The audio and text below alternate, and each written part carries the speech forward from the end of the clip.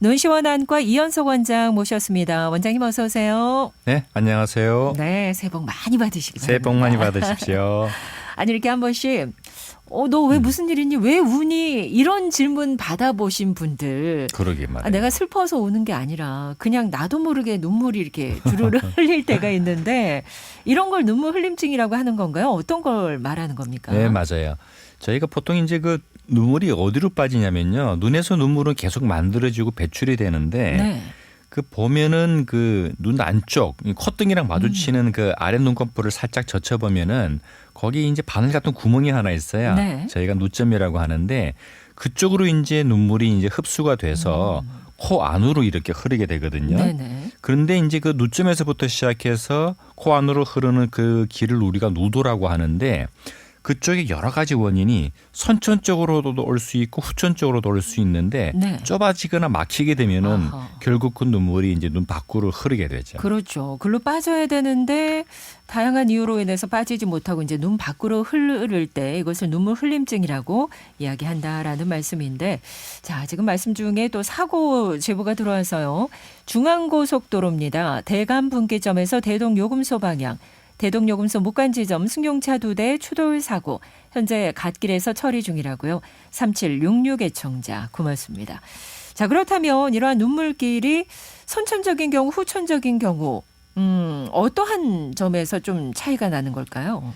이제 선천적인 경우는 사실은 그렇게 심각한 경우는 잘 없어요. 대개 이제 애들이 태어나서 이 눈물길이 이제 완성되는 시기가 한 생후 6개월 정도에 다 완성이 되거든요. 네. 그런데 그 코 안쪽에 그 길이 내려가는 그 마지막 부분에 얇은 막 같은 게 덜 뚫려 가지고 네.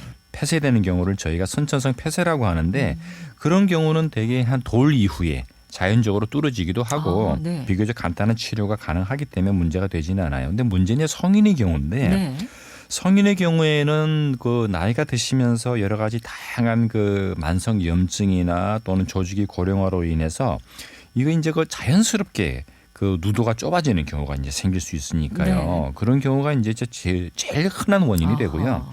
그것 위에도 이제 그 젊은 분들인 경우도 간혹 있지만은 하필이면 다쳤는데 코 부위에 이제 골절상을 입는다든지 네. 아니면 눈 아래쪽에 그 누도가 있는 부위가 찢어지는 이런 외상을 받게 되면은 그 길도 같이 절단되니까 네. 해부학적으로 이제 그 부위가 이제 막히게 되는 경우도 있고요. 그렇군요. 그리고 이제 아주 드물기는 하지만 누도는 정상인데 여러 가지 원인으로 눈물이 너무 과다하게 생성되니까 이제 넘쳐 흐르게 되는 경우도 있을 수가 있어요. 네.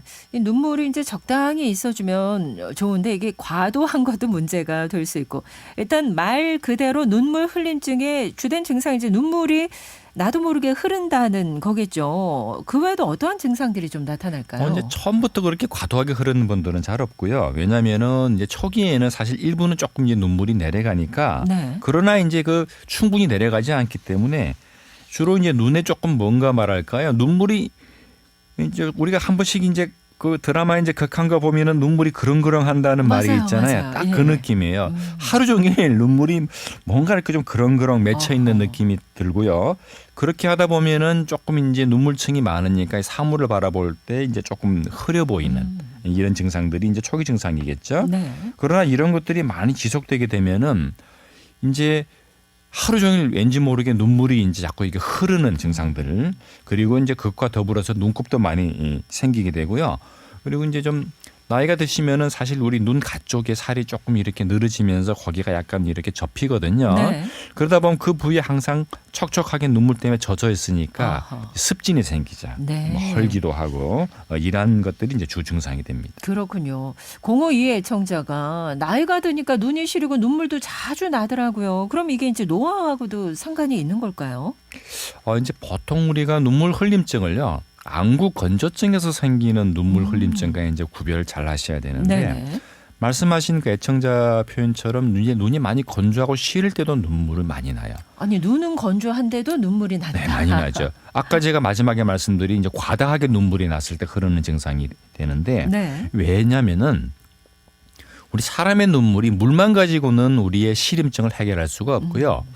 이 물하고 눈 안에서 분비되는 다양한 기름 성분이 척철하게 섞여서 눈을 덮어줄 때 사실은 눈이 편안하고 시린 증상이 없거든요. 네. 그런데 이제 그 안구 건조증은 오히려 이 그 기름 성분의 분비가 좀 덜 되는 거예요. 어허. 그러다 보니까 눈물이 흘러도 금방 말라버리고 그러다 보면 눈이 시리니까 기름이 없이 물만 자꾸 이렇게 만들다 보니까 네. 눈은 건조한데 눈은 시리고 계속 눈물은 흐르고 이런 악순환이 이제 반복되는 거예요. 네. 그러면 052 애청자 같은 경우에는 안구 건조증과 관련된 증상일 가능성이 많죠. 그렇군요. 이럴 때는 이제 인공누액을 좀 자주 넣어 주시면 도움이 되겠죠. 그렇죠. 인공누액 자체가 그게 이제 모자라는 기름 성분이 들어 있거든요. 네. 그러니까 이제 어허. 그걸 넣게 되면은 상대적으로 눈물하고 잘 섞여서 시린 증상이나 눈물 흘림증이 이제 개선되는 분들이 많죠. 네.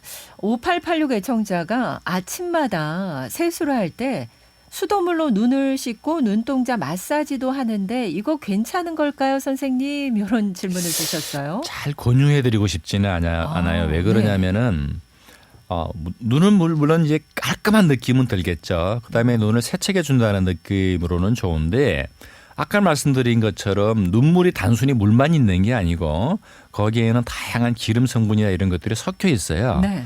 젊은 사람은 관계없을 것 같아요. 왜냐하면 그렇게 깨끗하게 씻어도 우리 있잖아요. 왜 그 비누를 가지고서 피부를 이렇게 깨끗하게 막 거품을 내 가지고 깨끗하게 닦았다고 쳐요. 그런데 이제 금방 피부에서 유분이 나오는 분들은 촉촉하게 괜찮은데 네.